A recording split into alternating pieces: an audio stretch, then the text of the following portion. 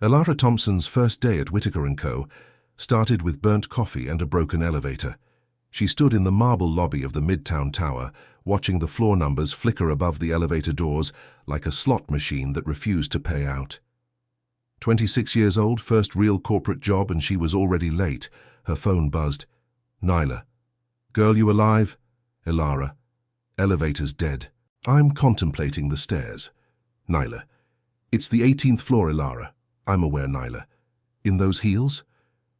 Elara looked down at her sensible black pumps, the ones Mama said made her look professional but approachable. They weren't made for 18 flights. The elevator dinged, finally. She stepped in alongside a woman in a burgundy suit who smelled like expensive perfume and impatience. The woman didn't look up from her phone. Elara pressed 18. The doors started to close. Hold it! A hand shot through the gap. The doors jerked back open.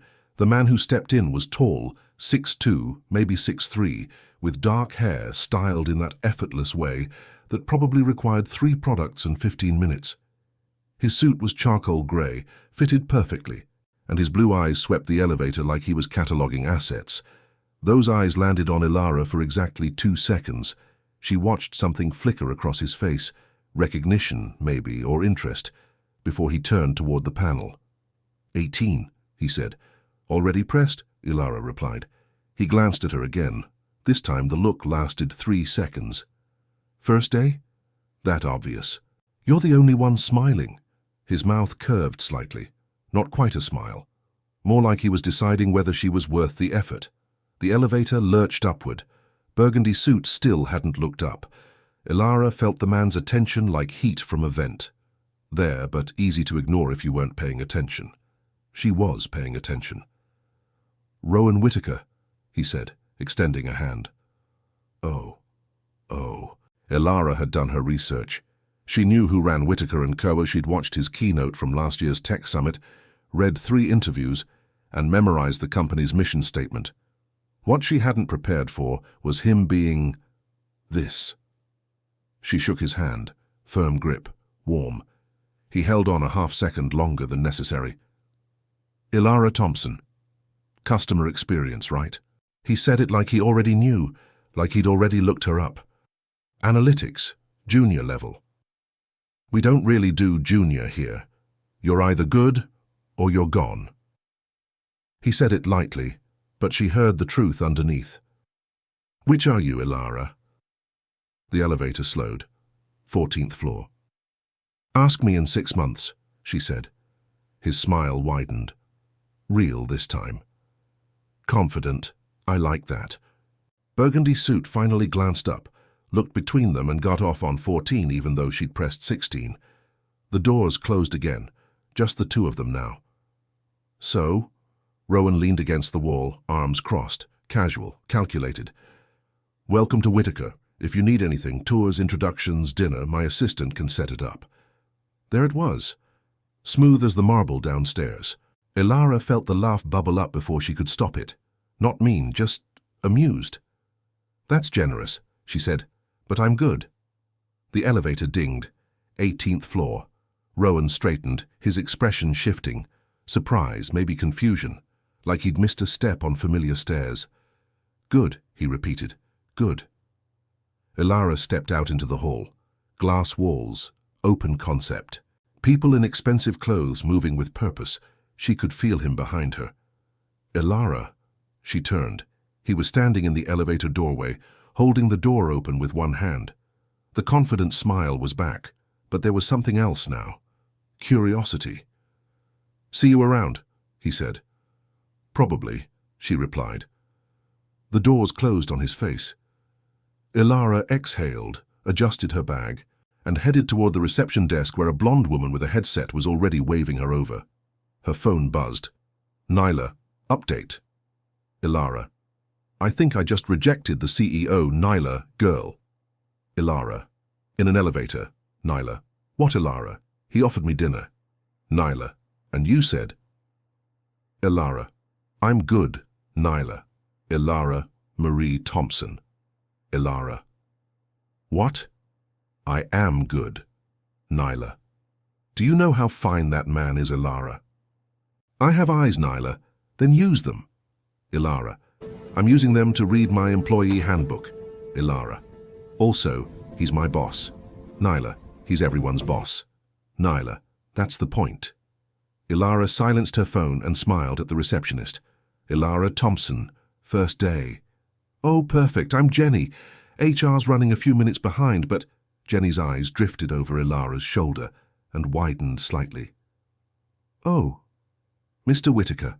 Good morning. Elara didn't turn around, but she felt him. Again, that heat vent presence. Jenny. His voice was different now, professional, clipped. Make sure Ms. Thompson gets the full orientation and send her profile to my office. Of course, Mr. Whitaker. Footsteps, moving away. Elara exhaled again. Jenny leaned in, voice dropping to a whisper. Okay. I've been here 3 years and I've never seen him personally check on a new hire. Her eyes were bright with something between awe and concern. What did you do? Nothing, Elara said honestly. Girl. Jenny's smile was knowing. That man doesn't do nothing. By noon, Elara had met her team, 5 people who seemed genuinely nice and only moderately terrified of their jobs, set up her desk near a window with a view of absolutely nothing interesting, and sat through 2 hours of compliance training that made her question every decision that led her here. Her manager, Patricia, was a black woman in her 40s with box braids and the energy of someone who'd seen everything twice. You'll be analyzing customer feedback loops, Patricia explained, pulling up a dashboard that looked like it required a PhD to understand. We track satisfaction scores, pain points, resolution times. Your job is to find patterns and make recommendations. Sounds good, Elara said, meaning it. It is good. If you're not afraid of telling executives they're wrong. Patricia gave her a long look. Are you? Elara thought about the elevator. No, ma'am. Patricia's smile was sharp. Then you'll do fine here. Lunch? They ended up in the building's cafeteria, all glass and natural light and salads that cost $18. Elara got the grain bowl. Patricia got soup. So, Patricia said, settling into a table by the window, how'd orientation go? Good, Jenny's nice. She is, talks too much, but nice.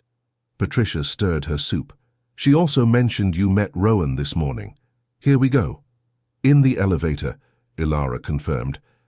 And nothing. We rode up together.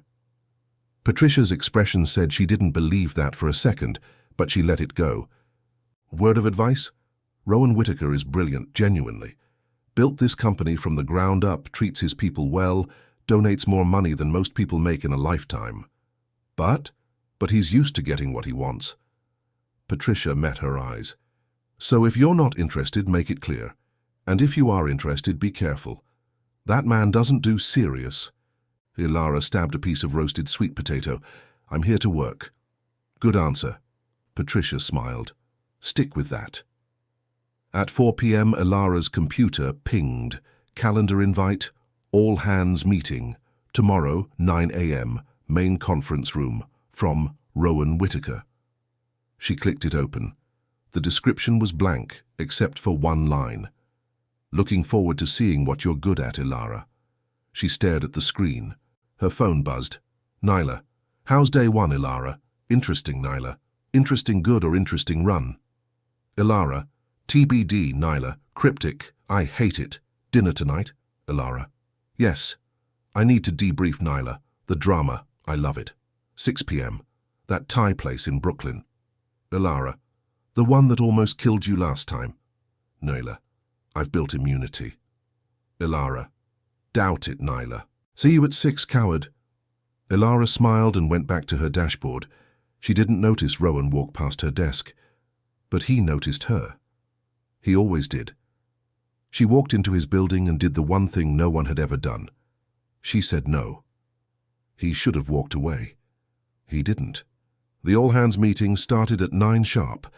Elara arrived at 8:35 with coffee she'd made at home. The building's espresso bar wanted $7 for a latte, which felt personally offensive, and took a seat near the back of the main conference room. The space was all floor-to-ceiling windows and ergonomic chairs that probably cost more than her laptop. Patricia slid into the seat next to her. Nervous? Should I be? Rowan runs these like TED Talks. Very smooth, very rehearsed. Patricia sipped her own overpriced coffee. He's good at making people feel inspired right before he asks them to work 60-hour weeks. Elara smiled. Noted.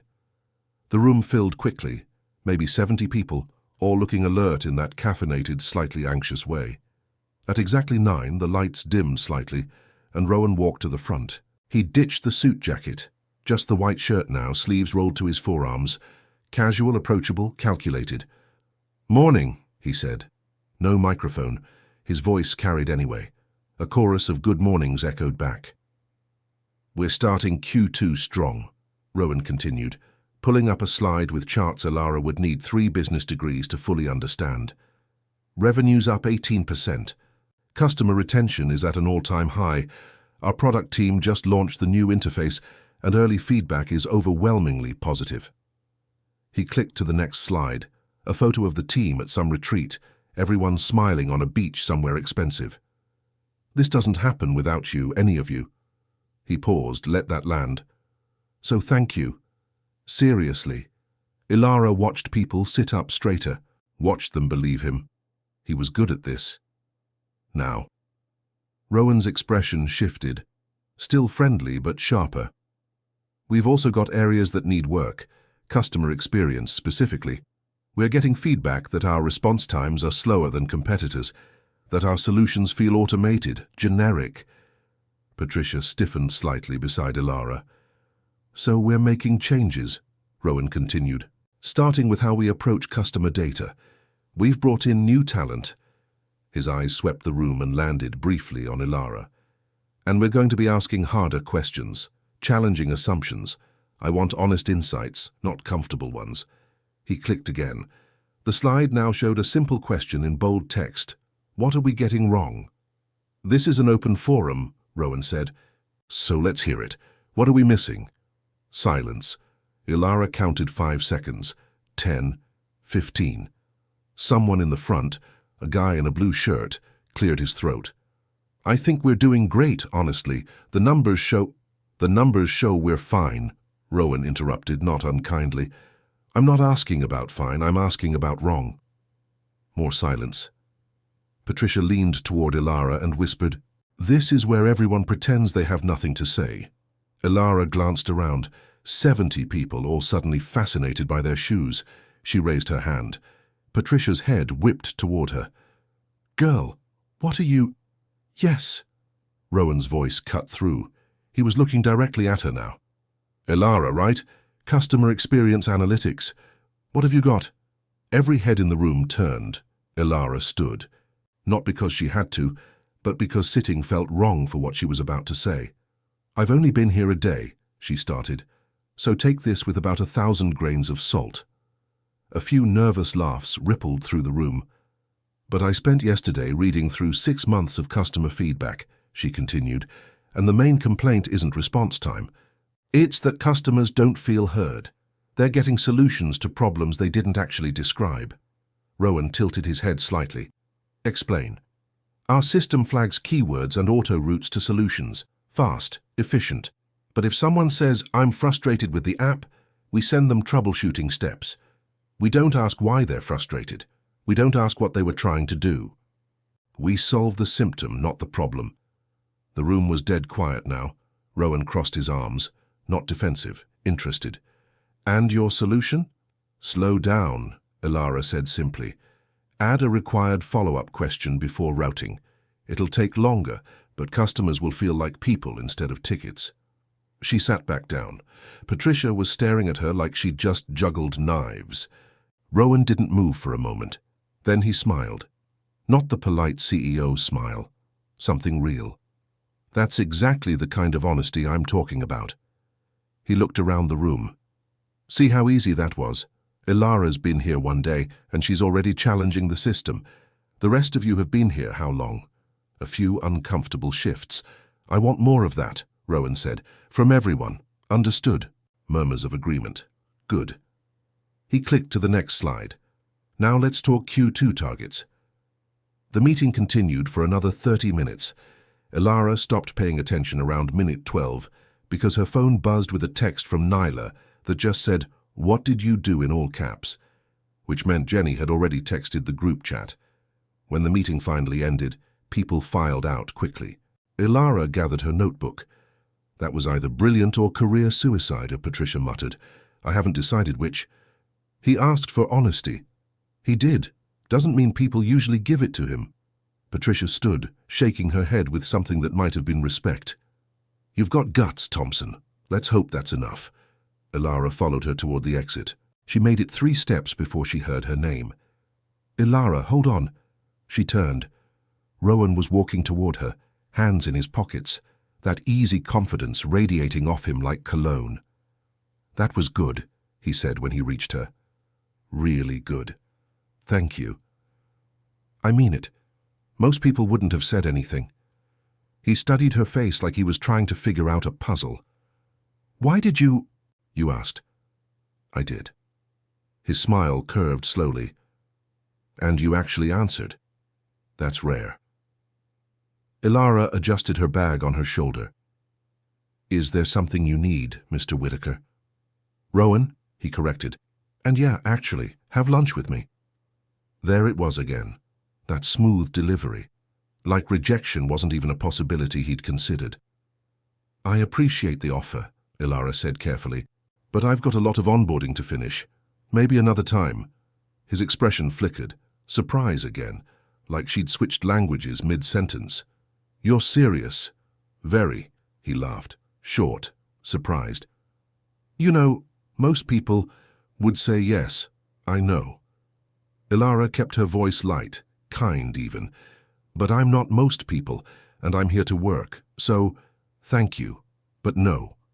For a long moment, Rowan just looked at her.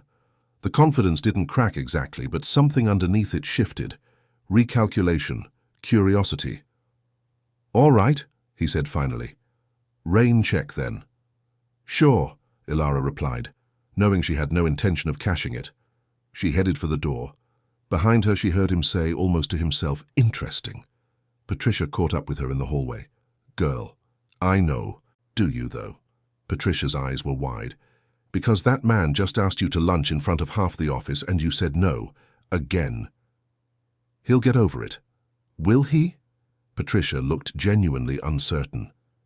"Because in the 3 years I've been here, I have never, and I mean never, seen Rowan Whitaker get turned down twice." Elara's phone buzzed, then buzzed again, then started vibrating continuously. She pulled it out. 7 texts from Nyla, 3 from Jenny, 2 from numbers she didn't recognize, all variations of, "What is happening?" "I need to silence my phone," Elara muttered. Patricia laughed. "Honey, you need to silence this entire building.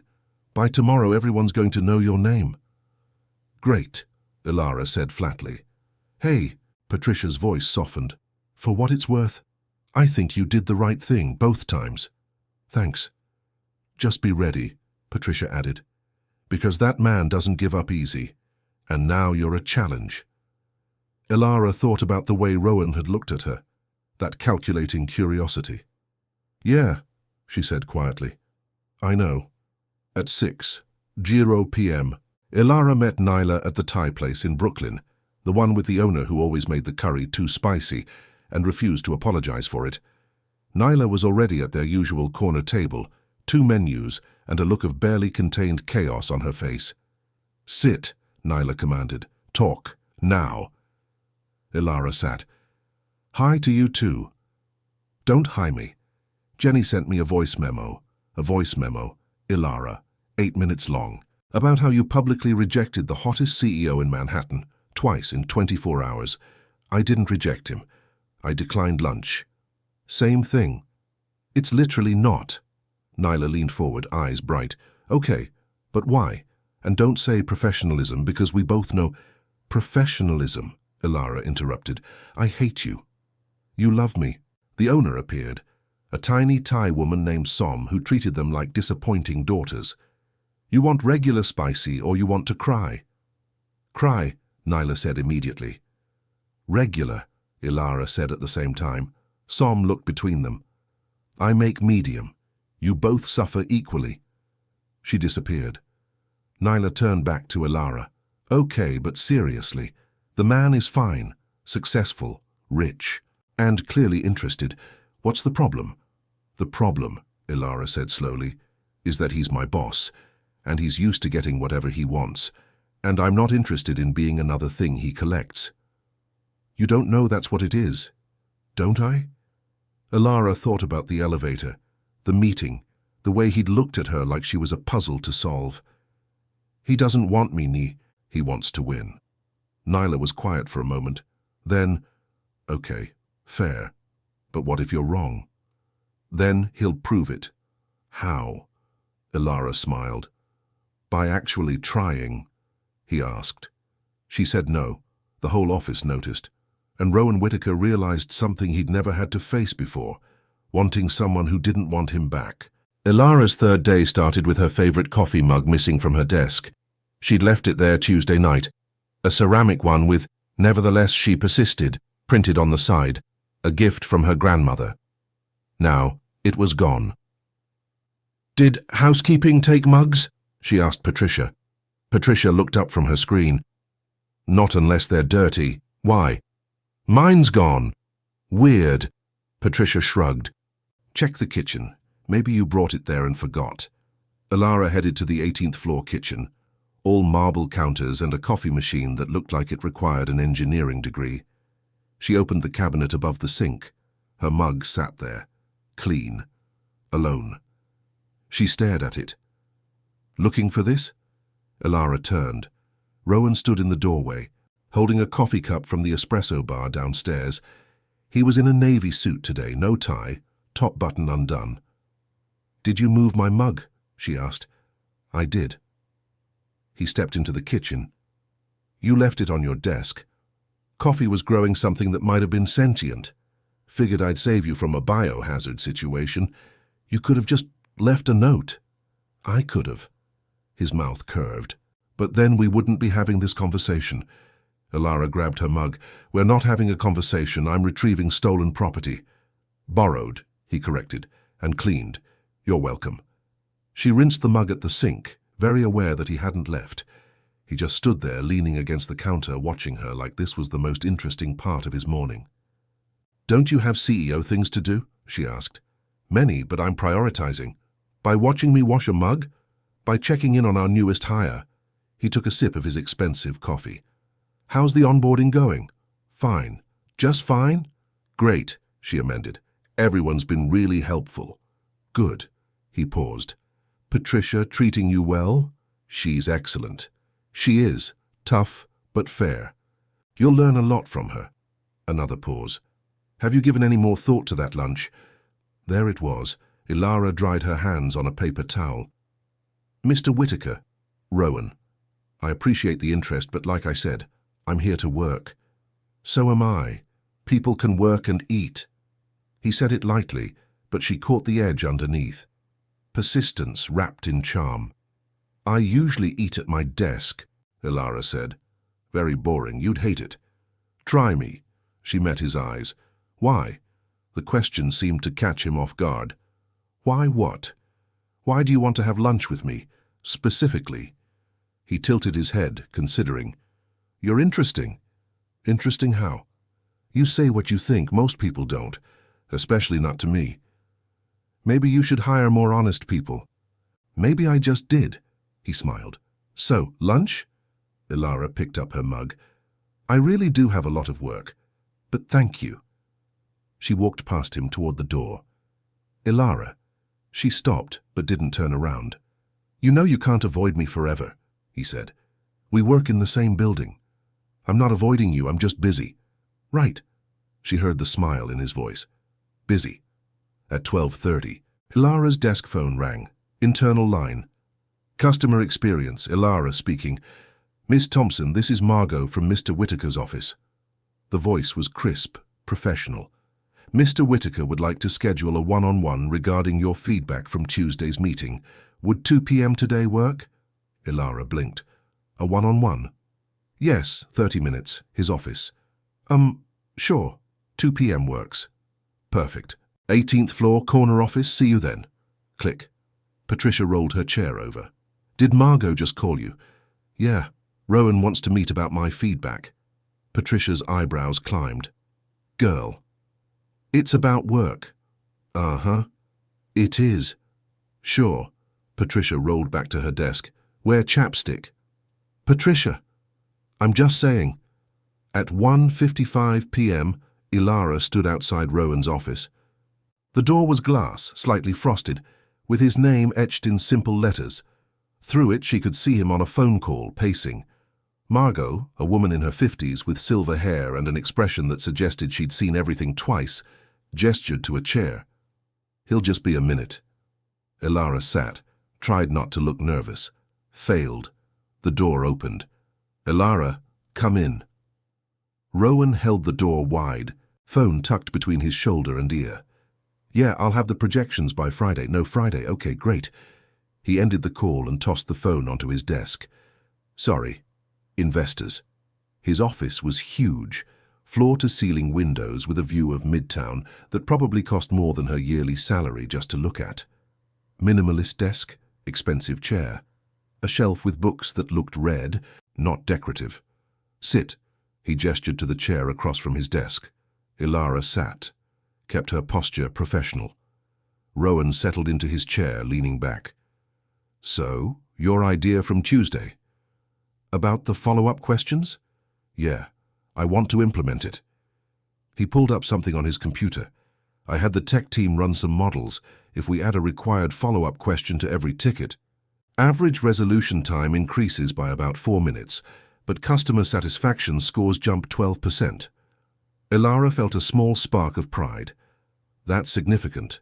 It is, so we're doing it. He looked at her. Which means I need you to work with the product team on the rollout. You up for that? Absolutely. Good. He closed his laptop. Also, I want you presenting at next month's board meeting. Show them the data, walk them through the logic. Elara's heart kicked. The board meeting.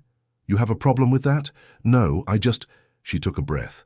I've been here 3 days. And you've already identified a major improvement to our customer experience. The board should hear it from you. He leaned forward slightly.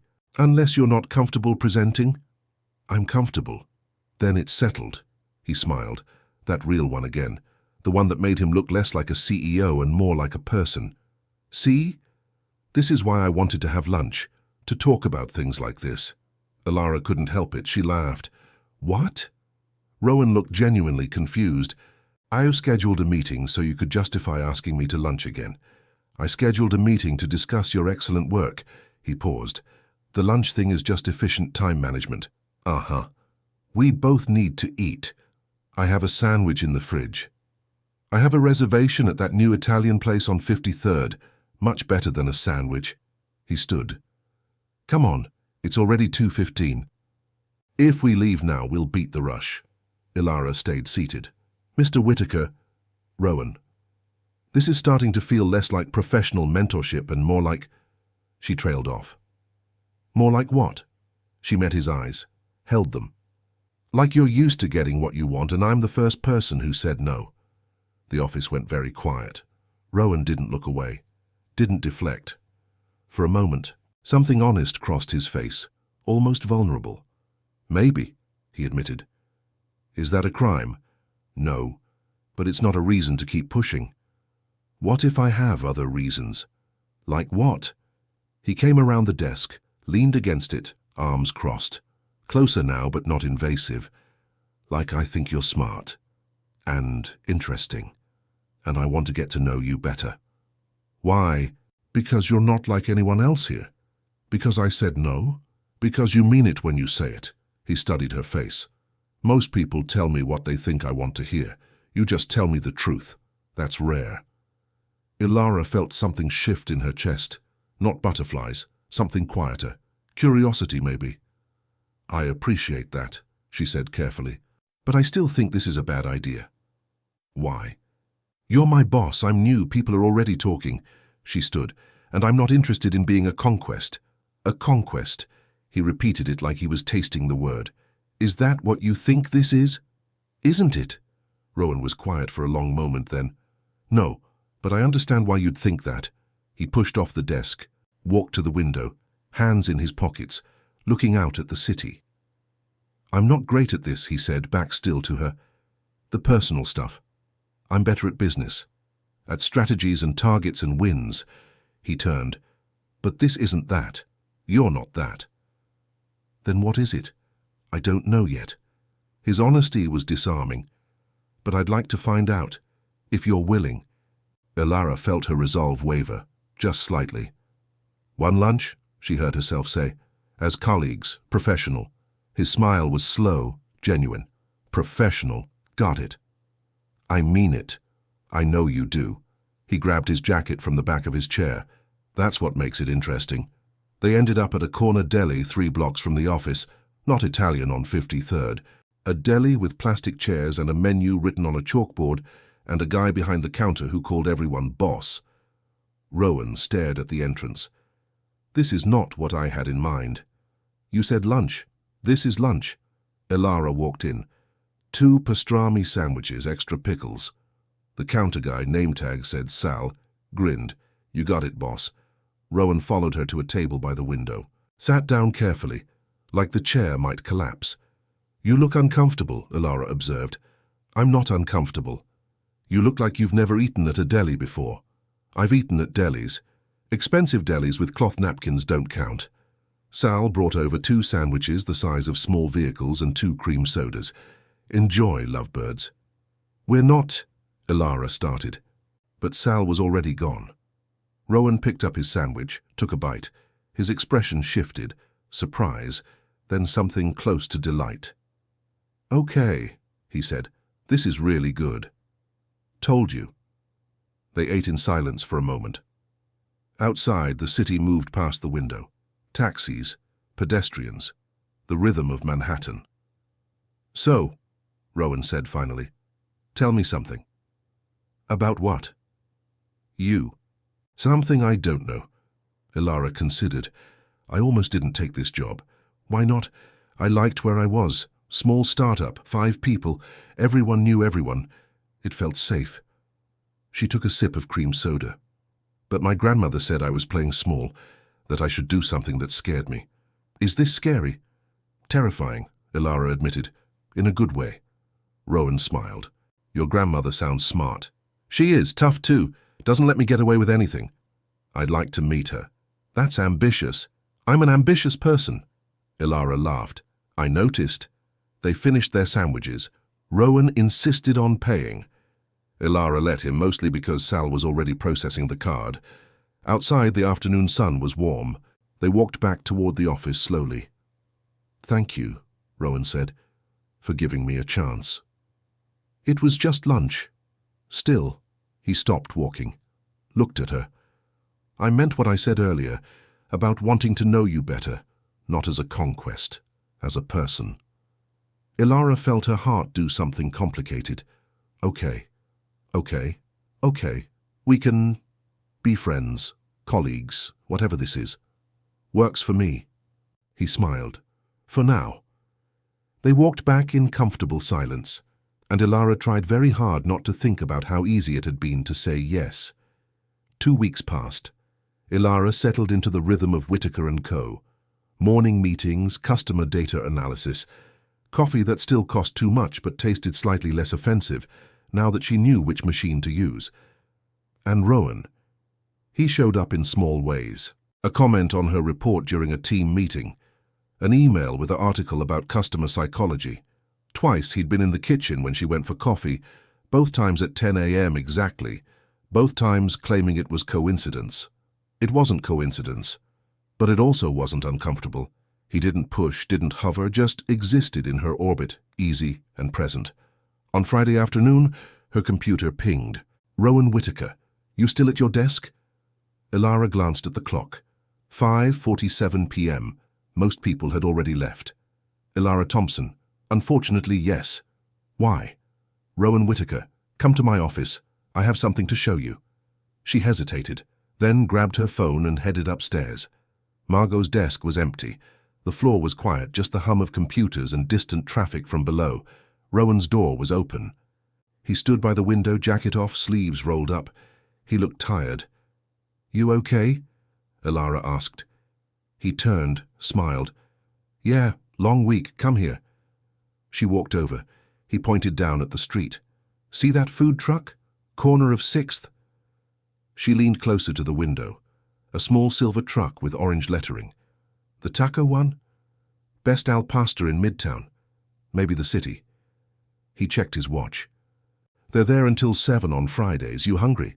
Elara's stomach answered before she could. Rowan laughed. "I'll take that as a yes."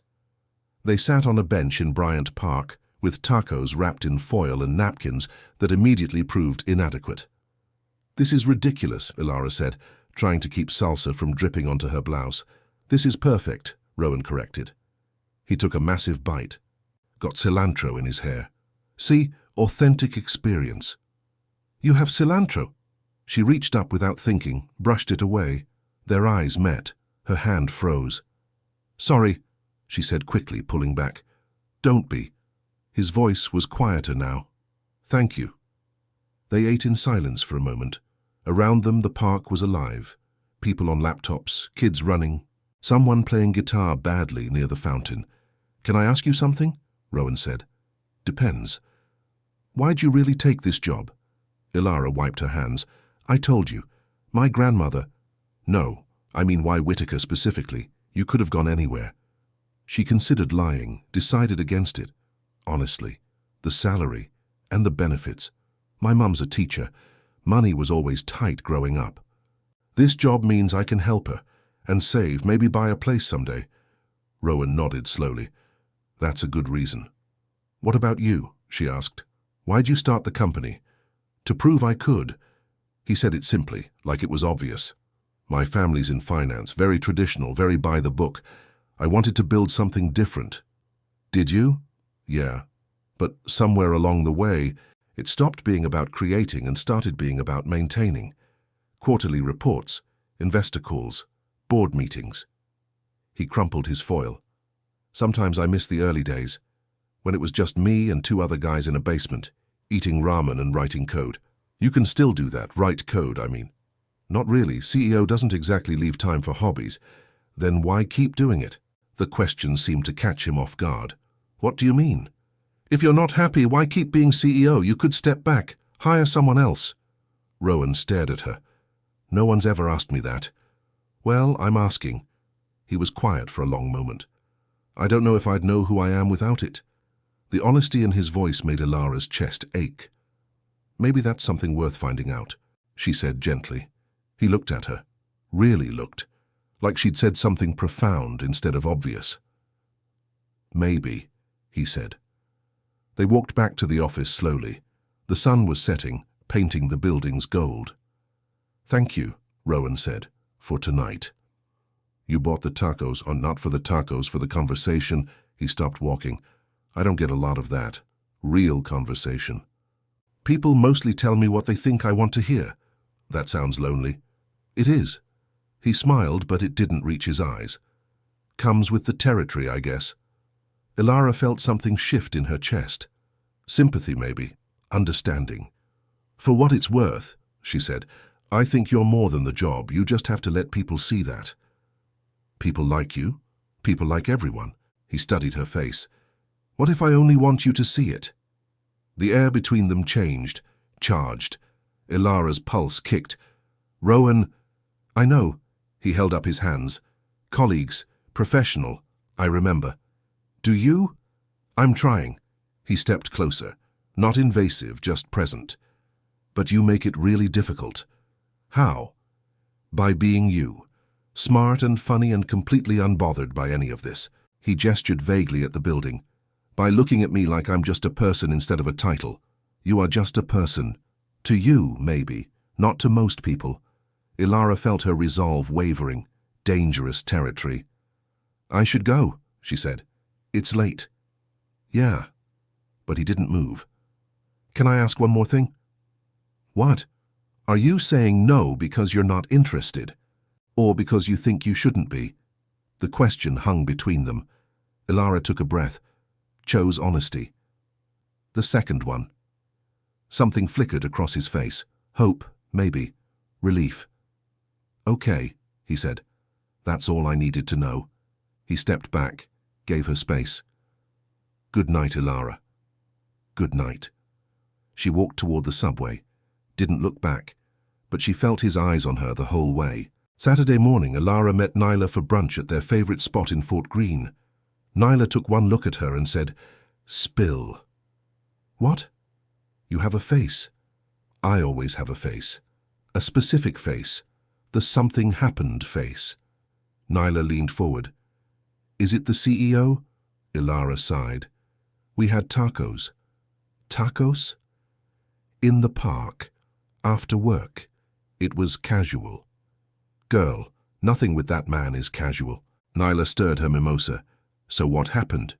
We talked about real things and he was... Elara trailed off. He was what? Human. Vulnerable. Not at all what I expected. Nyla's expression softened. You like him. I don't... Elara. You like him. Elara dropped her fork. Okay, fine. Maybe. A little. But it doesn't matter. Why not? Because he's my boss. Because everyone's already watching. Because I don't want to be the girl who fell for the CEO cliché. Who cares what people think? I do. And also, Elara lowered her voice. What if Patricia's right? What if he doesn't do serious? What if I'm just a challenge? What if you're not? Nyla countered. What if he's actually into you? Then I'm terrified. Of what? Of wanting something I shouldn't have. Nyla reached across the table, squeezed her hand. Babe, you're allowed to want things, even scary things. Elara's phone buzzed. Rowan Whittaker. There's a gallery opening in Chelsea tomorrow. Contemporary art. Terrible wine. Interested. She stared at the screen. Nyla leaned over. Read it. Grinned. Say yes. Say yes. Elara's thumb hovered over the keyboard. Elara Thompson, what time?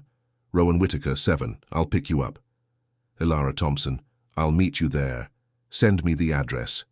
Rowan Whittaker, deal. Nyla was practically vibrating. Girl, it's just art. It's a date. It's not a date. Keep telling yourself that. Nyla raised her mimosa. To scary things. Elara clinked her glass. To scary things. And tried not to think about how much she was looking forward to tomorrow. They were colleagues. Just colleagues. Except colleagues didn't make your heart race when they texted. And colleagues definitely didn't make you say yes when you should have said no. The gallery was in a converted warehouse in Chelsea, all exposed brick and track lighting. Elara arrived at 7:03, wearing a navy dress she'd borrowed from Nyla and boots that made her feel taller than her actual 5'6". She spotted Rowan immediately. He stood near the entrance, hands in his pockets, looking almost nervous. He saw her, smiled. You came. I said I would. I know, I just... He stopped himself. You look beautiful. Elara felt heat climb her neck. Thank you. They walked in together. The space was crowded with people holding small plastic cups of wine and having loud conversations about brushstrokes and postmodernism. The art itself was abstract, lots of color and shapes that might have meant something profound or nothing at all.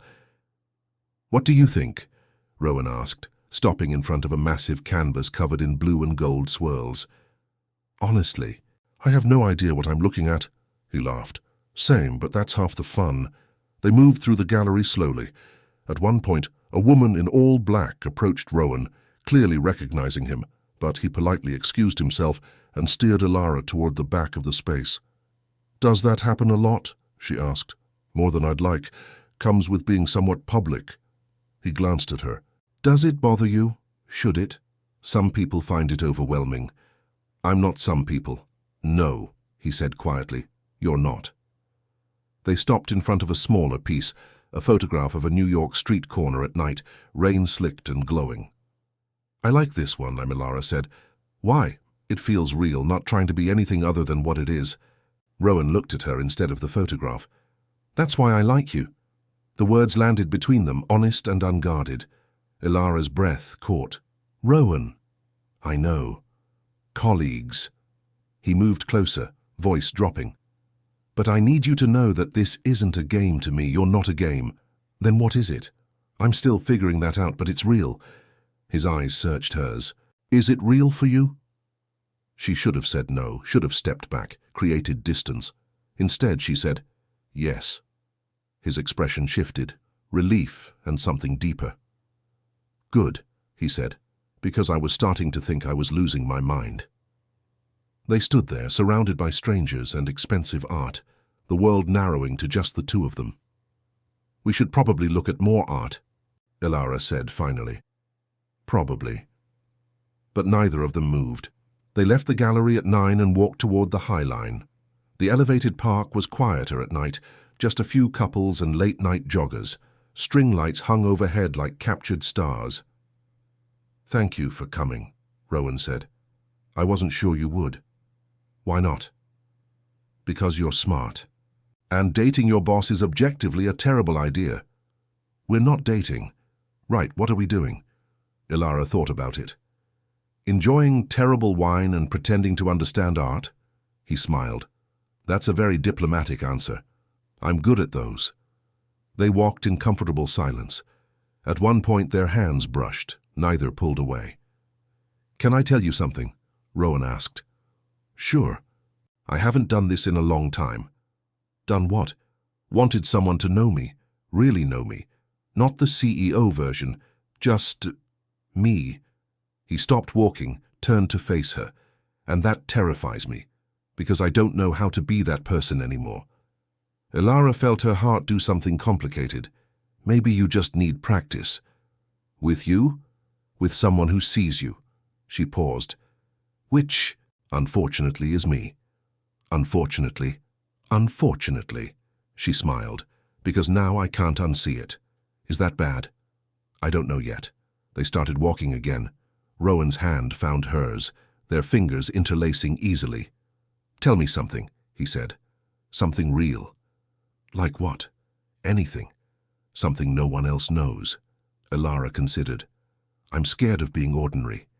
You're not ordinary. You don't know that. You've known me 3 weeks. I know enough. He squeezed her hand. What else? I talk to my grandmother every Sunday. She makes me promise I'm not settling for less than I deserve. Smart woman. She is. She'd like you, I think. Yeah? She likes men who actually try. Elara glanced at him. You're trying. I am. His voice was soft. Is it working? Before she could answer, her phone buzzed. She pulled it out. Neela, how's the not date going, Elara? It's not a date, Neela. Is he holding your hand? Elara looked down at their intertwined fingers, looked back at her phone. Elara. Maybe Nyla. Girl. Nyla. Okay, I'm leaving you alone. Nyla. But text me when you get home. Nyla. Or tomorrow morning, Nyla. Whatever's relevant. Elara silenced her phone. Nyla, Rowan guessed, she's invested in this situation. This situation? You, me, whatever this is. And what does she think it is? She thinks I'm being stubborn. Are you? Absolutely. Elara stopped walking. They were at the end of the High Line now, the city spread out below them. But I have good reasons. Name one. You're my boss. Technically true. People are watching. Let them. I don't want to be another... She struggled for the word. Another story. Another woman who fell for the charming CEO. Rowan stepped closer, close enough that she could see the flecks of grey in his blue eyes. What if you're not another anything? His voice was low, serious. What if you're the first person who's made me want to be better at this, at being human instead of just successful? Elara's resolve cracked. That's not fair. What's not fair? Saying things like that, making me want... She stopped. Want what? She looked up at him. This. The word hung between them. Rowan lifted his hand, brushed his thumb along her jawline. Gentle, asking permission. Can I kiss you? He asked. Elara's heart slammed against her ribs. Rowan, just once. Then I'll stop asking. I promise. She should have said no, should have created boundaries, should have been smart. Okay, she whispered. He leaned in slowly. She felt his breath, warm against her skin, felt the moment stretch and suspend. Her phone exploded with noise. They jumped apart. Elara grabbed her phone. Mom flashing on the screen.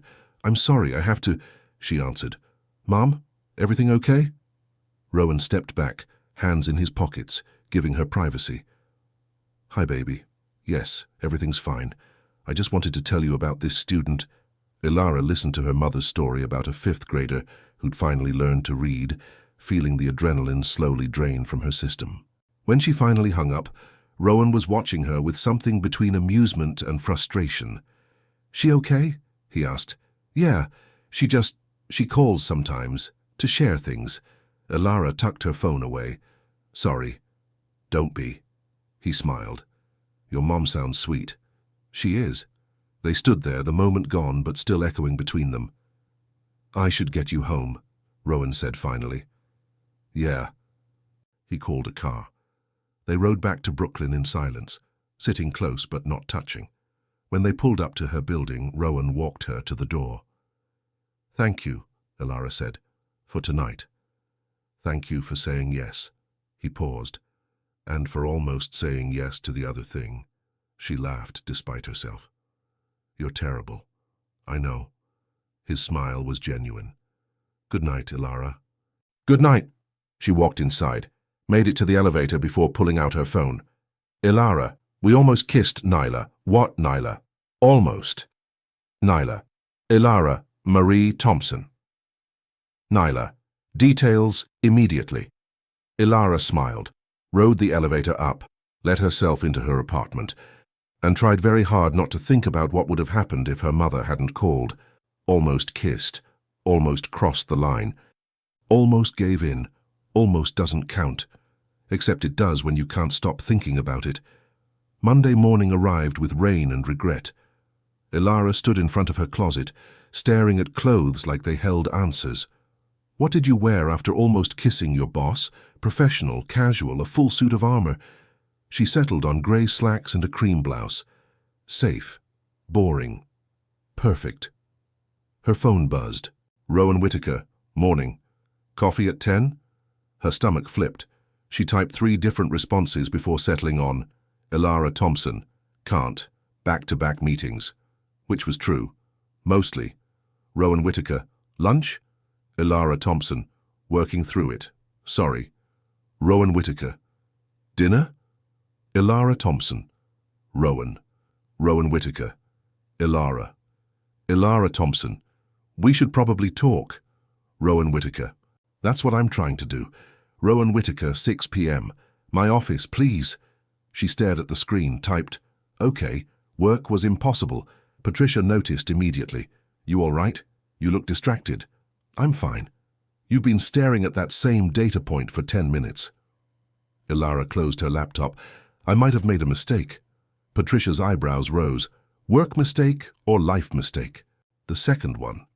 "Does it involve a certain CEO?" "Maybe." Patricia sighed. "Come on, coffee now." They ended up in the small break room on the 16th floor, the one nobody used because the coffee maker was ancient and temperamental. "Talk," Patricia said. "We went to a gallery yesterday and we almost—" Elara stopped. "Almost what?" "Kissed." Patricia's eyes widened. "Girl, I know. And now I don't know what to do because I like him, really like him, but this is messy and complicated and everyone's watching and—" "Breathe," Patricia interrupted. "Elara, breathe." She did.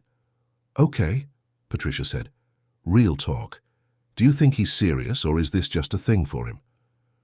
"I don't know. He says it's real. But how do I know that's not what he tells everyone?" "Have you asked him?" "Not directly." "Then ask. Tonight. Get a real answer." Patricia squeezed her shoulder. "And if he can't give you one, walk away. You deserve someone who's sure about you." At 5:55 p.m., Elara stood outside Rowan's office. Margot had left for the day.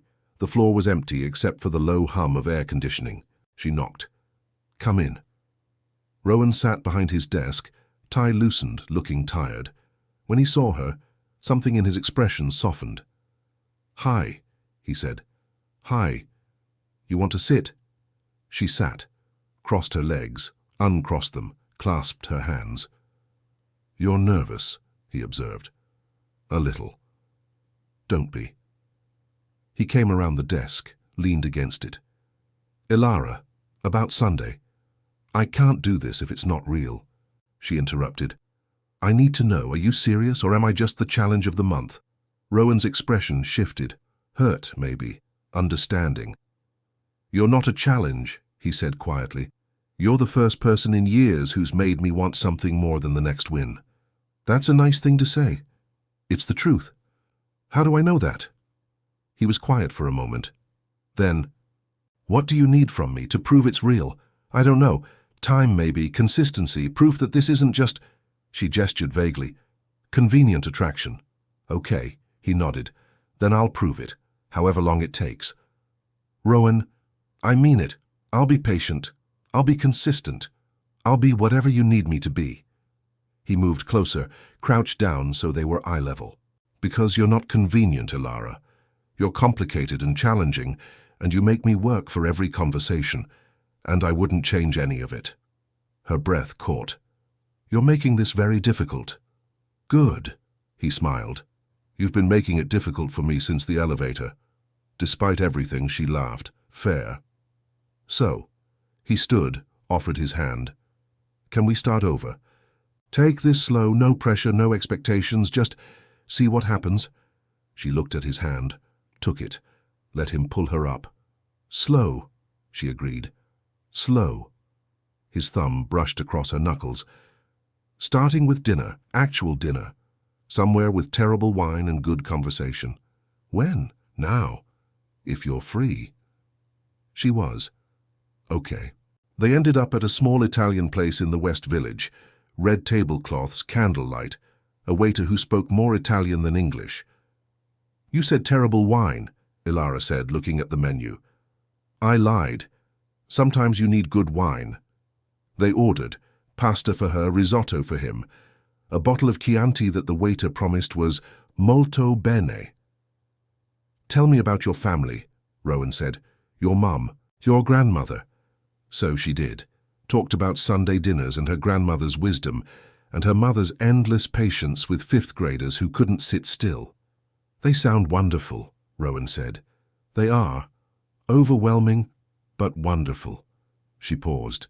"What about yours?" His expression shifted, not closed but careful. "My parents are in Connecticut. Very proper. Very concerned with appearances. I see them on holidays. It's civil."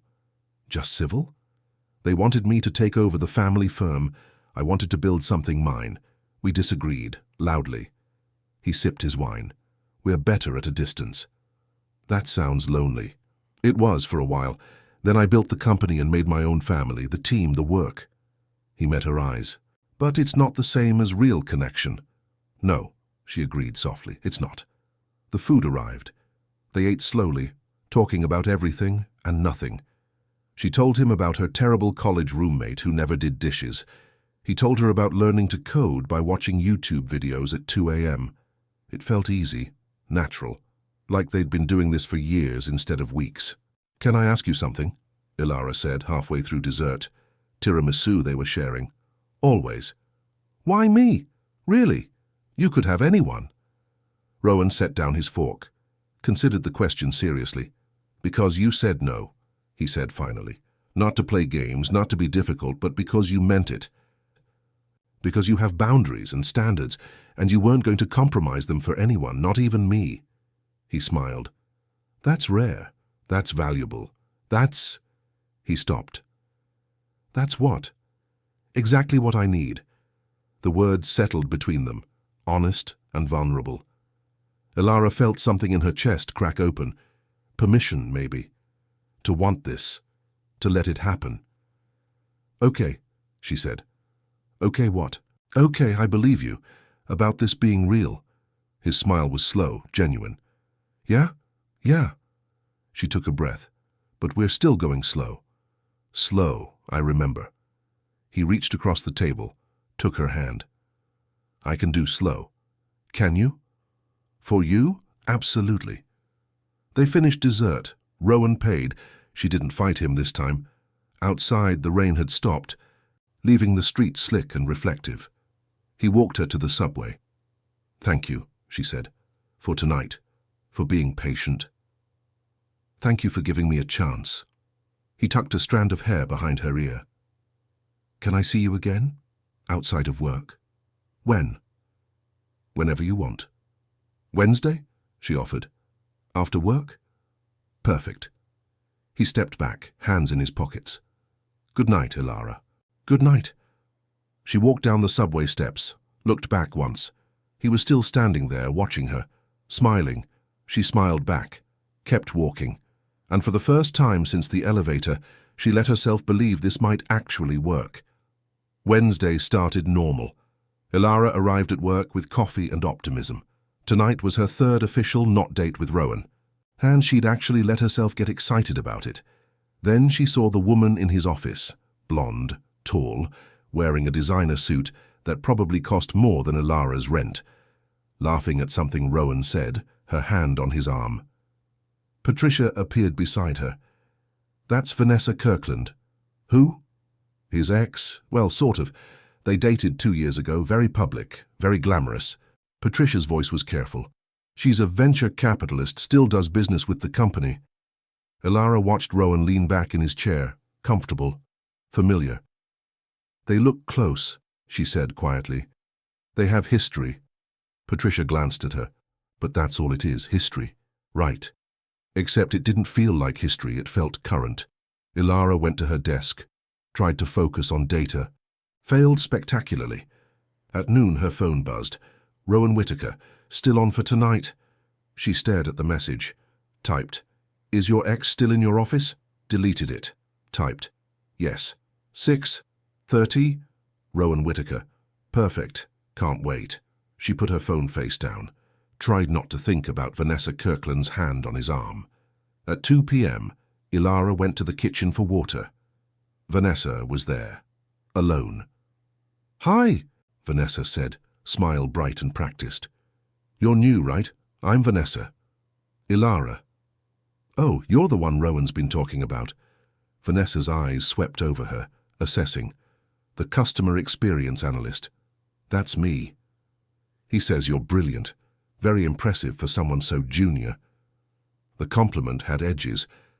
"How long have you been here?" "About a month. And already making such an impact. Good for you." Vanessa poured herself coffee. "Rowan loves finding new talent. He's very generous with his attention." The words hung there, innocent, pointed. "He's a good boss," Elara said carefully. "Oh, he's more than that once you get to know him." Vanessa smiled. "But I'm sure you're figuring that out." Elara's chest tightened. "Was there something you needed?" "Just being friendly. We're all family here, right?" Vanessa headed for the door, paused. "Fair warning, Rowan's wonderful, but he gets distracted easily. New projects, new interests, just something to keep in mind." She left. Elara stood there, water forgotten, heart pounding with something between anger and doubt. By 5 p.m., Elara had convinced herself she was overreacting. By 5:45, she'd unconvinced herself. By 6:15, she was standing outside the building, debating whether to cancel. Her phone rang. Nyla. "Hey," Elara answered. "You sound weird. What happened?" "His ex showed up. She's gorgeous and successful and basically implied I'm just his latest distraction." "And you believed her?" "I don't know. Maybe." "Elara, did Rowan say anything?" "No, but then she's playing games. Don't let her win." Nyla's voice was firm. "Go to dinner. Talk to him. Get the truth from him, not from some bitter ex."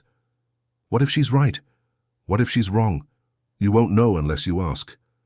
Elara exhaled. "Okay, you're right. I'm always right. Now go. And text me after." Rowan was waiting outside a small French bistro in Soho. He smiled when he saw her. "Hey, you look beautiful." "Thanks." Her voice came out flat. His smile faded. "What's wrong?" "Can we talk? Before dinner?" "Of course." Concern creased his forehead. "What happened?" They walked to a bench on the corner, sat. "I met Vanessa today," Elara said. "Your ex." Rowan's jaw tightened. "What did she say?" "That you get distracted easily. New projects, new interests? Elara looked at him. Am I a new interest, Rowan?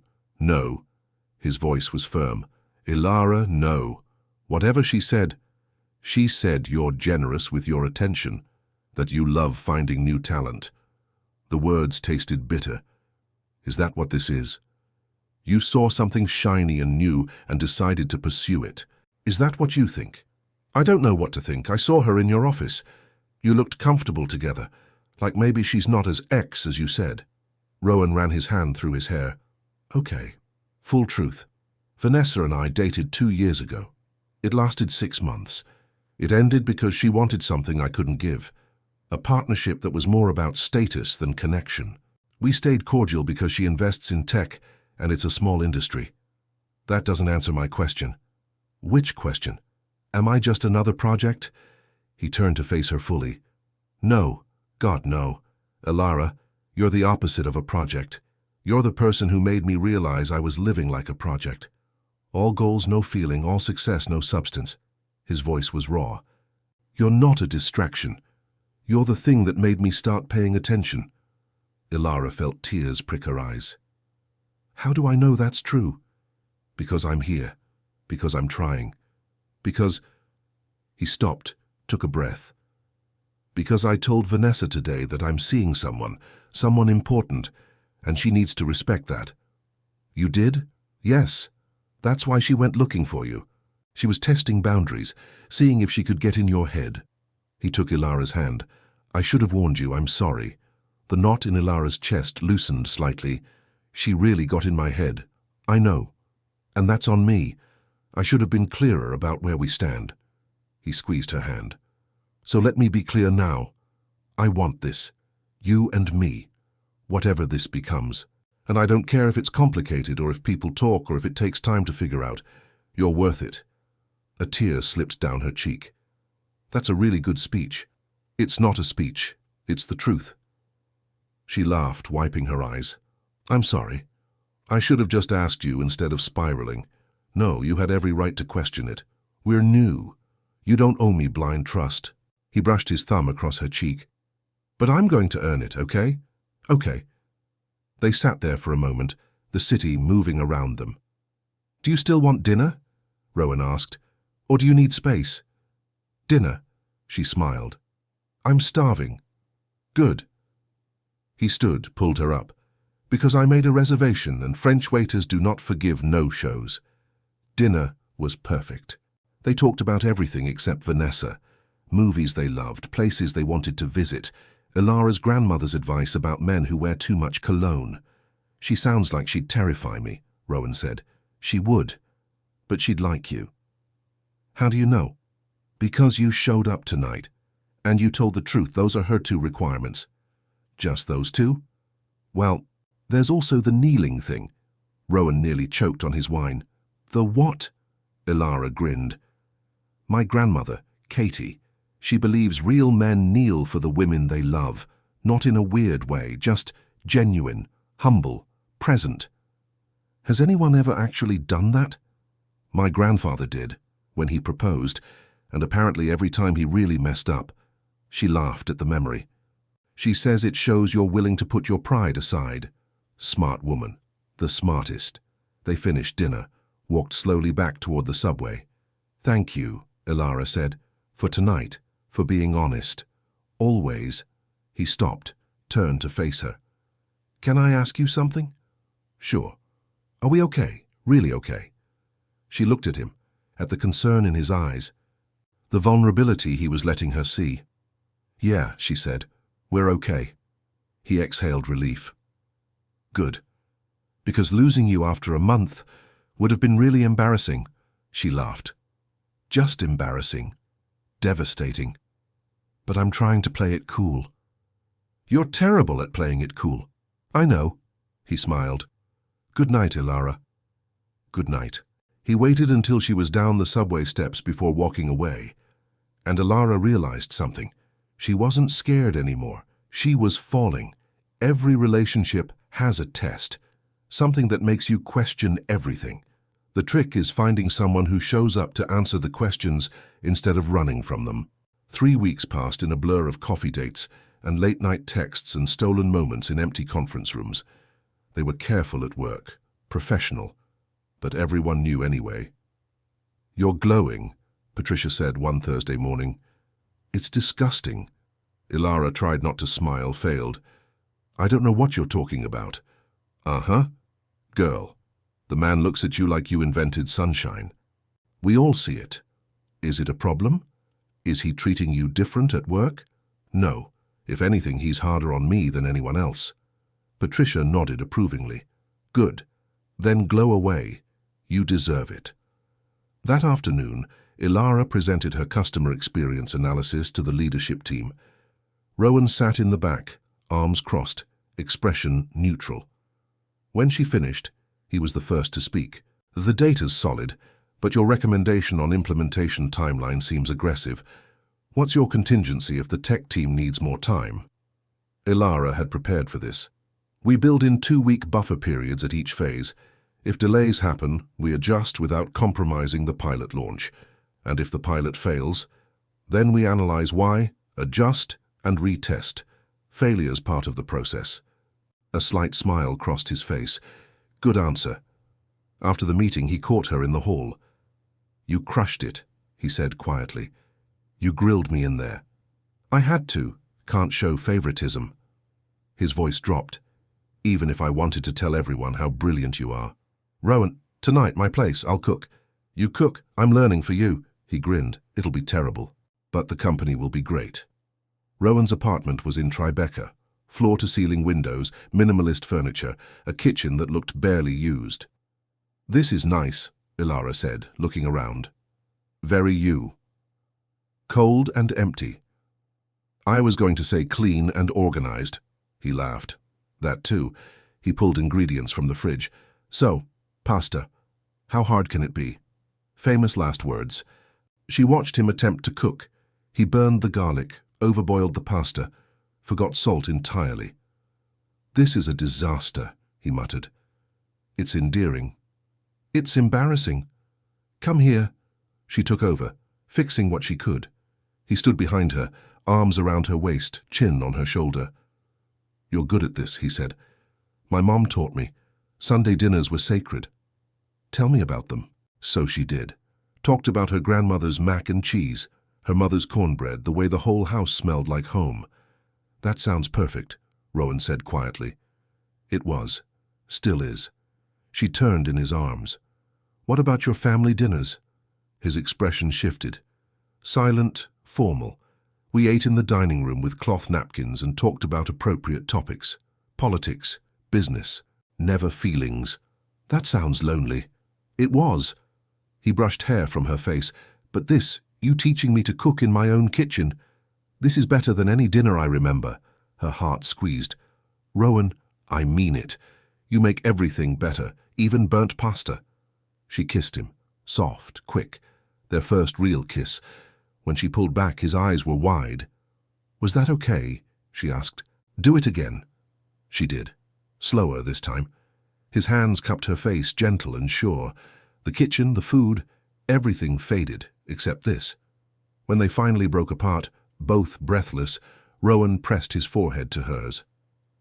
"I'm falling for you," he whispered. "Is that okay?" "Yeah." Her voice was soft. "It's okay, because I'm falling too." They ate terrible pasta on his couch, legs tangled, talking until midnight. "Tell me something you've never told anyone," Elara said. Rowan was quiet for a moment. "I'm scared I'm not enough. That underneath the CEO title and the success I'm just ordinary. Boring." "You're not boring." "How do you know?"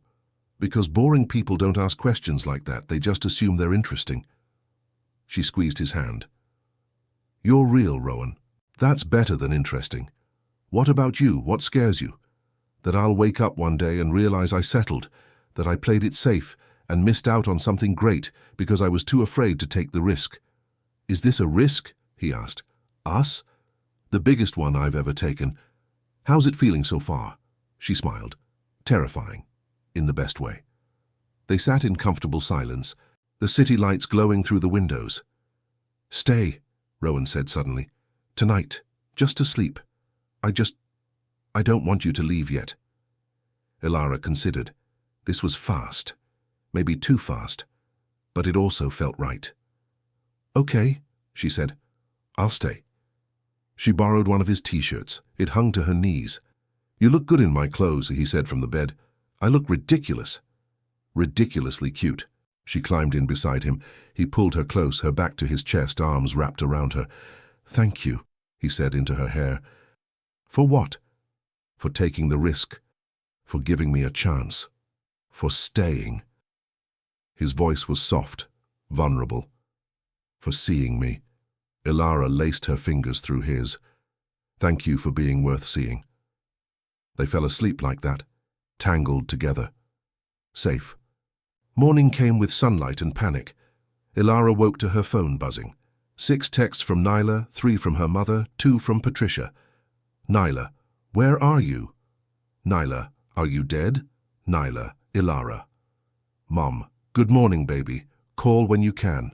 XO Patricia. If you're with who I think you're with, get it. Girl Rowan stirred beside her. Morning.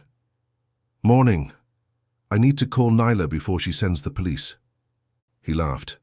Go ahead, I'll make coffee, Elara called. Nyla answered on the first ring. You spent the night. Good morning to you too. Elara, details. We just slept. Actual sleep. I don't believe you. It's true. We ate bad pasta, talked, fell asleep. Very innocent. That's almost worse. You're in deep, girl. I know. You happy? Elara looked toward the kitchen where Rowan was attempting to work the espresso machine. Yeah, she said. I really am. Good. You deserve this. Nyla paused. But if he hurts you, I have bail money saved. Noted. They had coffee on his balcony. The city spread out below them, alive and indifferent. I have to ask, Elara said. Are you sure about this? About us? Because once people at work really know, there's no going back. They already know or suspect. He set down his cup. But yes, I'm sure. Are you? I think so. It's fast. We can slow down. That's the thing. I don't want to slow down. That's what scares me. Rowan smiled. Then don't. Let it be scary. Let it be fast. Let it be whatever it needs to be. That's simple. That's simple. He took her hand. I'm all in, Elara. Whenever you're ready, I'm here. She looked at their joined hands. At this man who'd gone from arrogant CEO to someone she couldn't imagine her days without. I'm ready, she said. Yeah? Yeah. He kissed her, slow and sure and full of promise. And Elara let herself fall completely.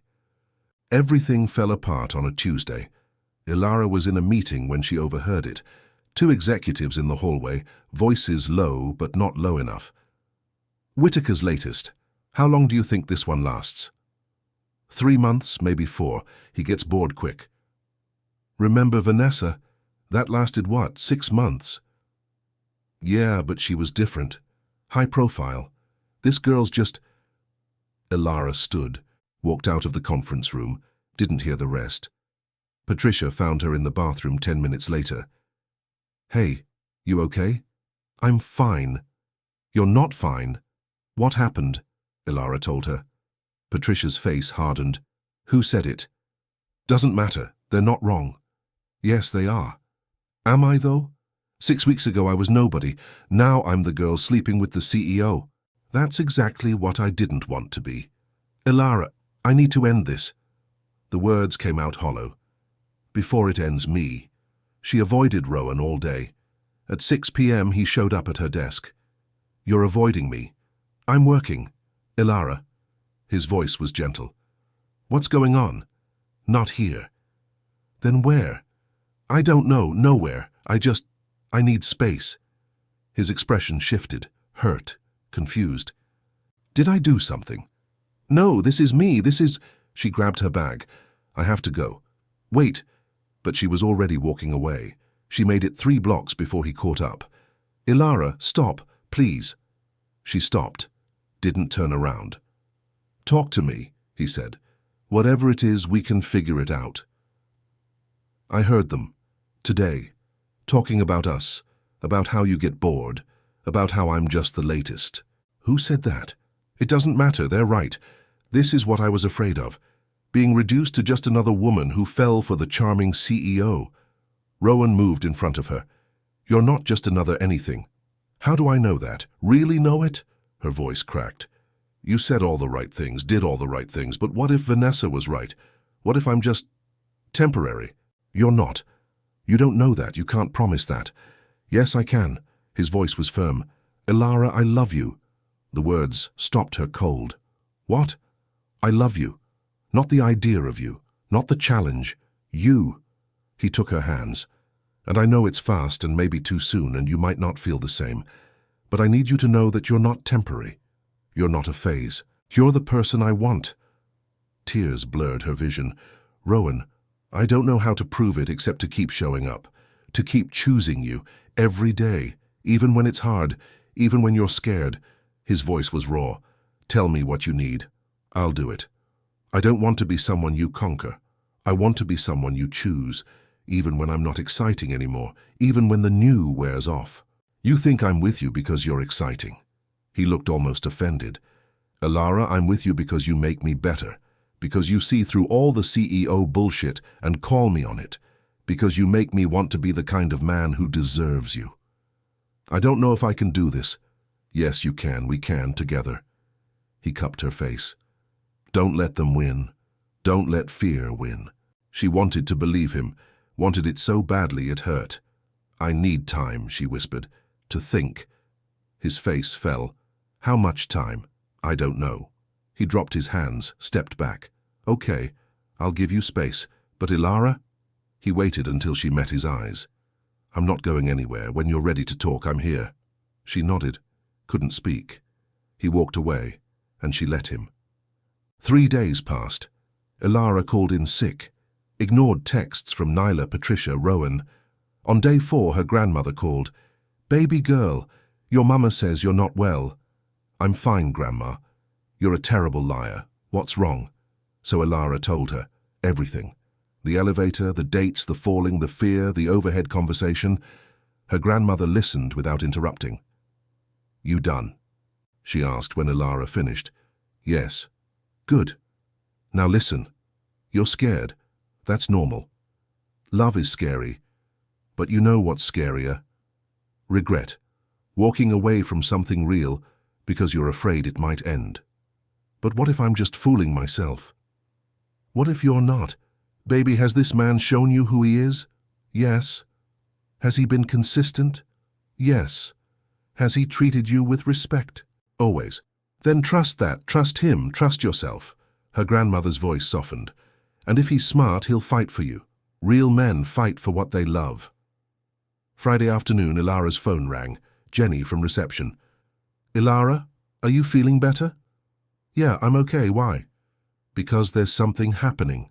At the office. You might want to come in. What's happening? Just come, please. Elara arrived at 4 p.m. The entire 18th floor was gathered in the main conference room. Confused, she followed the crowd. Rowan stood at the front. No suit jacket. Tie loose. He looked exhausted.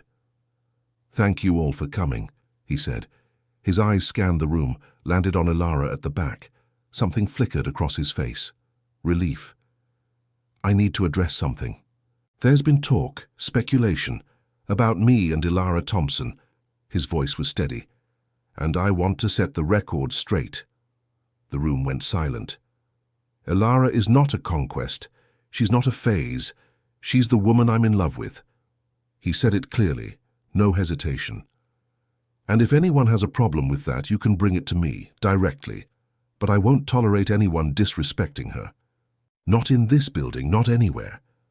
Murmurs rippled through the crowd. Then Rowan did something no one expected. He stepped down from the front, walked through the crowd, stopped directly in front of Elara, and dropped to one knee. The room gasped. I'm not proposing, he said quickly. Not yet. But my grandmother, your grandmother, she said real men kneel for the women they love. So I'm kneeling. His voice was quiet, meant for her.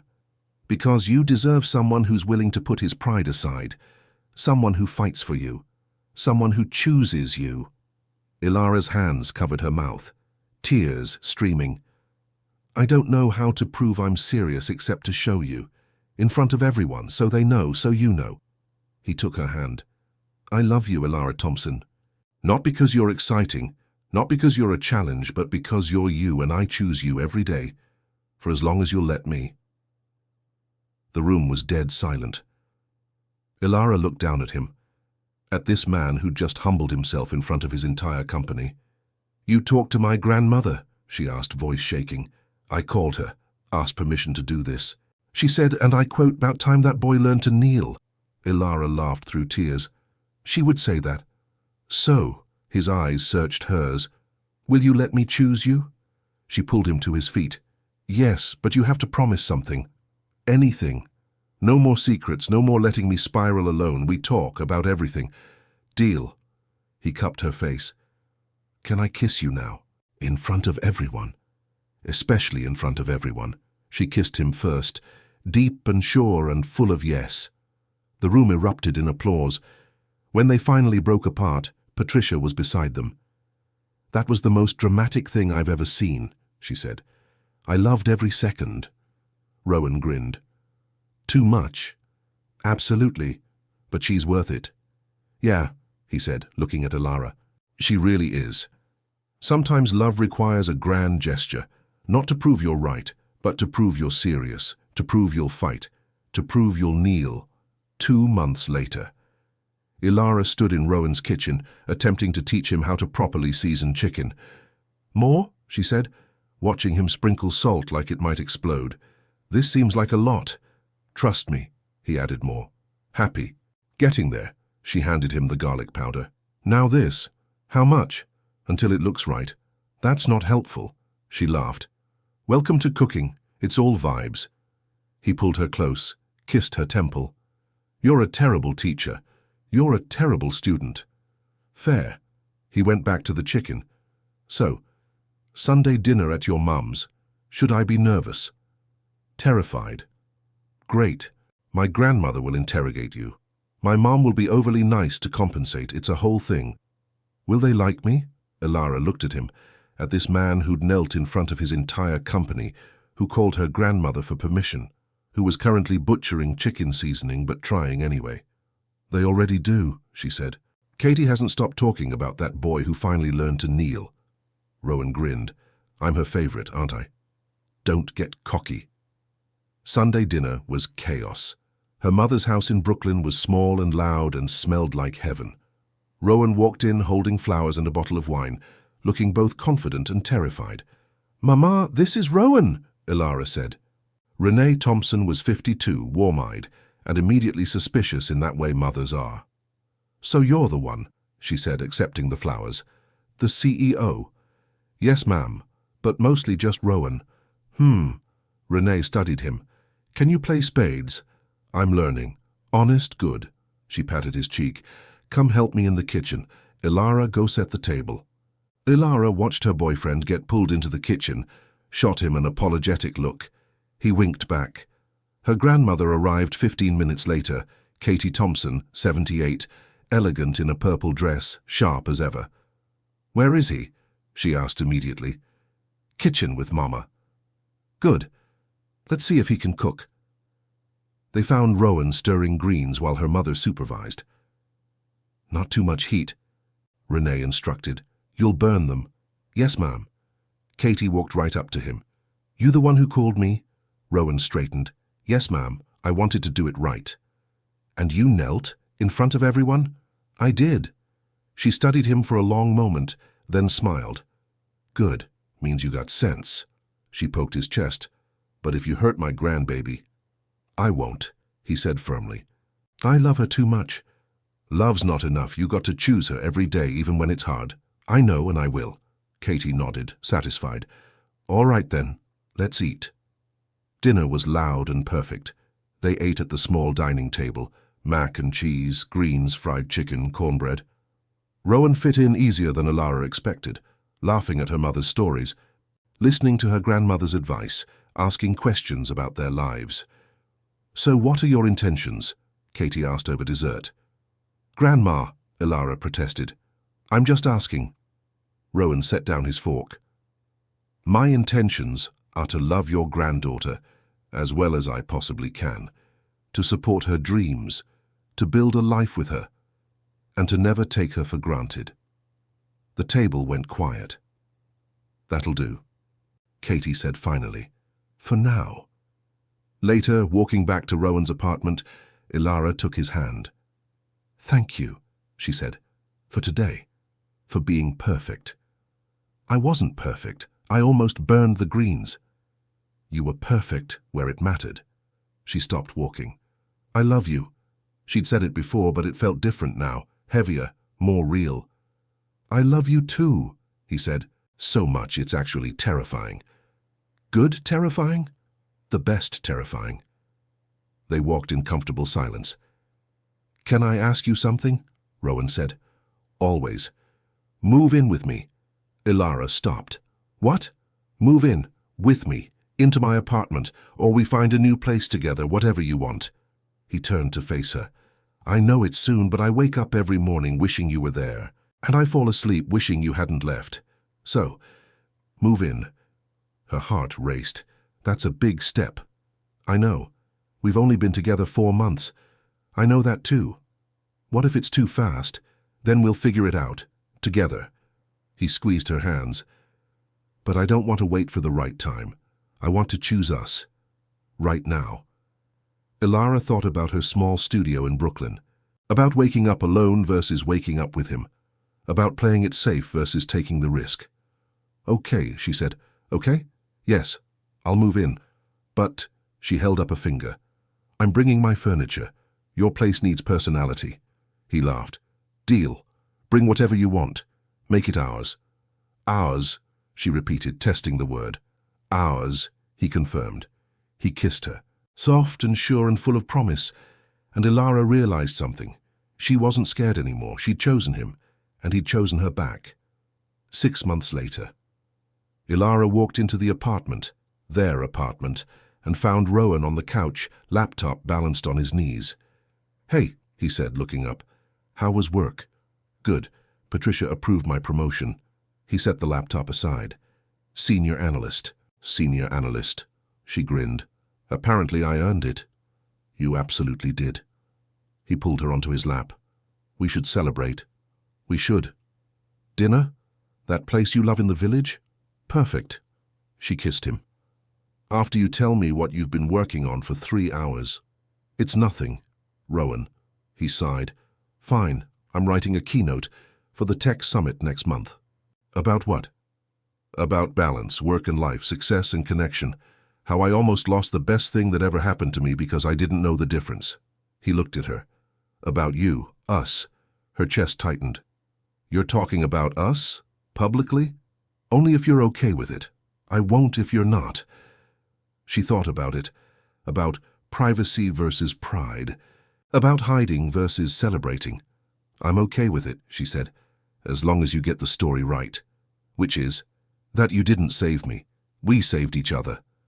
She traced his jawline. "That love isn't about grand gestures. It's about showing up, every day, even when it's boring." "Especially when it's boring," he agreed. They sat there, tangled together, the city glowing through the windows. "Hey," Rowan said softly. "Hey, what?" "Thank you." "For what?" "For saying yes, in the elevator, at the gallery, when I asked you to move in, for all of it." His voice was quiet, vulnerable. "For choosing me back." Elara smiled. "Always." And she meant it. She walked into his building and said no. He asked again, and again, until the question changed from, "Will you go out with me?" to, "Will you build a life with me?" And this time, finally, she said yes. 1 year later. Elara woke to sunlight and the smell of burning toast. She smiled before opening her eyes. Some things never changed. The bedroom, their bedroom, was a perfect mess of her minimalist taste and his expensive furniture. Her grandmother's quilt on the bed. His awful abstract art on the wall. Compromise in every corner. She found Rowan in the kitchen staring at the toaster like it had personally offended him. "It's doing it again," he said without turning around. "Did you adjust the setting?" "I adjusted the setting."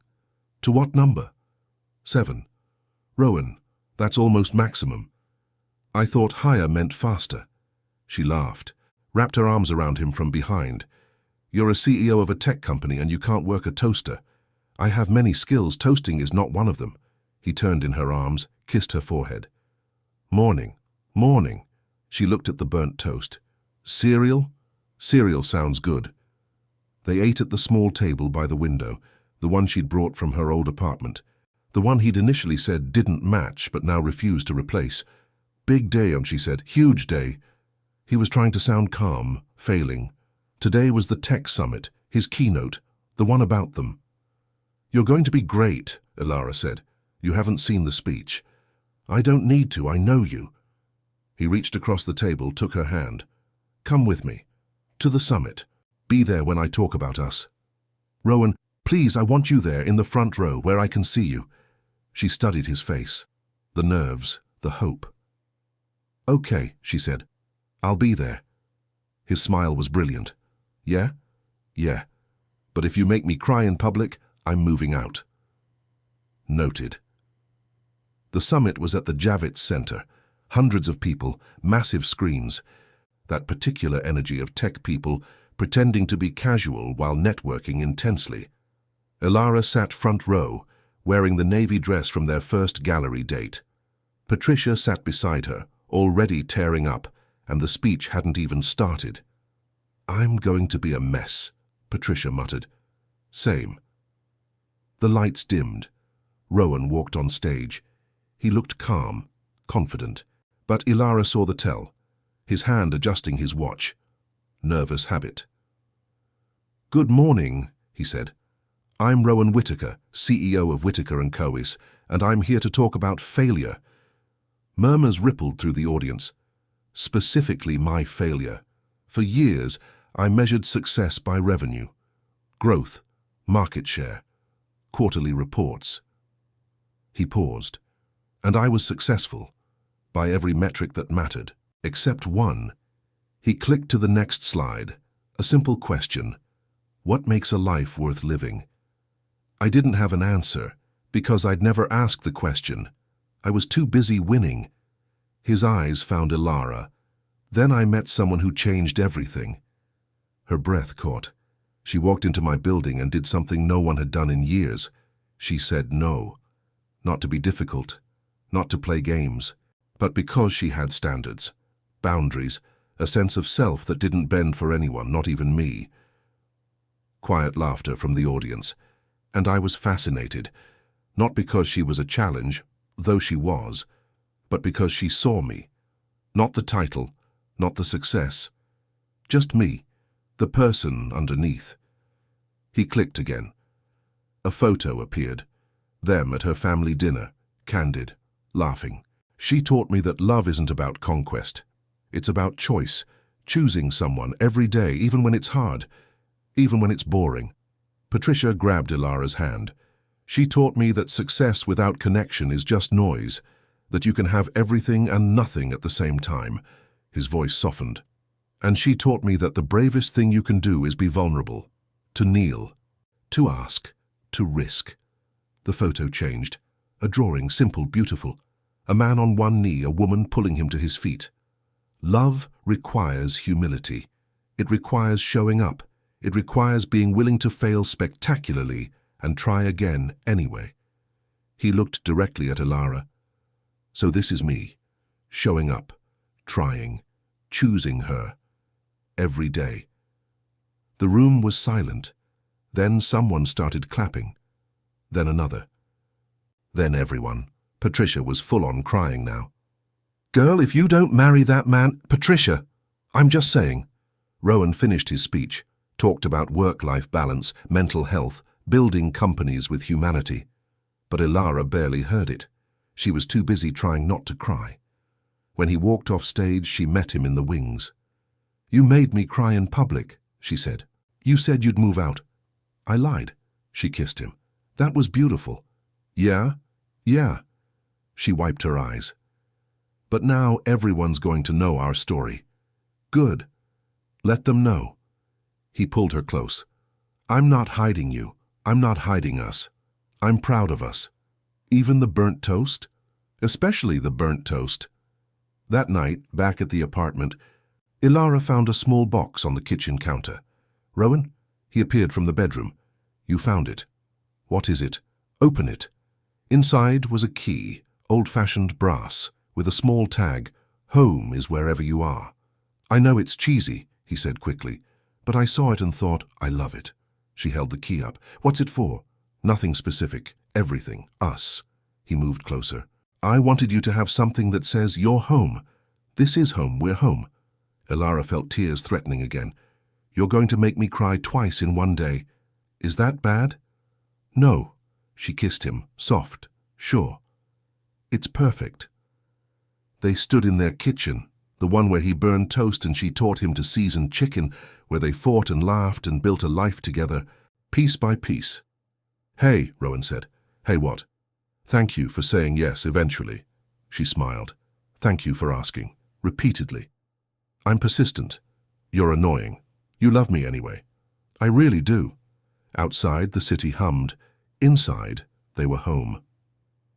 And that was everything. The end. A message from the author. Love doesn't always look like grand gestures and perfect moments. Sometimes it looks like burnt toast and patient teaching. Sometimes it looks like saying no until someone learns to ask the right question. Sometimes it looks like kneeling, not because you're weak, but because you're strong enough to be vulnerable. This is a story about choosing, about showing up, about building something real in a world that often mistakes intensity for intimacy. Thank you for reading Elara and Rowan's story. May you find someone who chooses you back. Discussion question for readers. What moment in the story made you believe in Elara and Rowan's relationship? Was it the elevator rejection, the deli lunch, the public kneeling, or something quieter in between? Share your thoughts in the comments. I'd love to hear which moment captured your heart. If you enjoyed this story, please like, subscribe, and share. Your support helps me create more heartfelt content like this. What kind of romance would you like to see next?